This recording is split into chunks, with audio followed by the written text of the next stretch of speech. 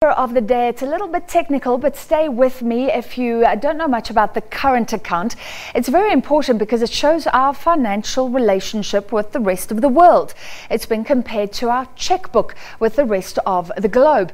When more money is coming into South Africa than going out, there is a current account surplus. When more money is going out, there's a deficit. And the news today is that there was a deficit in the second quarter of the year, but it was smaller than expected. It narrowed to 3.3% of economic output, or our number of the day, 163.8 billion rand. Now let's just put this into perspective. It's much more than MTN than Nigeria is asking from MTN. It's more than the entire market capitalization of MTN. So this shows kind of the volumes of goods that are being traded between South Africa and the world, goods and services. The narrowing deficit is good news because one of the concerns has been that South Africa imports more than it exports.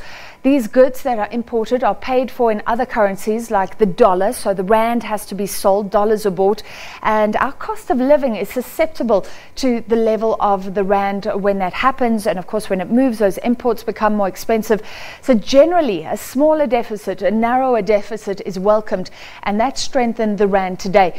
The rand of course has been hit by negative sentiment towards emerging markets and the news of a recession, but it strengthened by 1% at one stage today. And if it's any consolation, if you've been following the rand with deep concern, a Reuters poll today suggesting that the currency could in fact firm up by almost 10% to 14 rand to the dollar over the next year.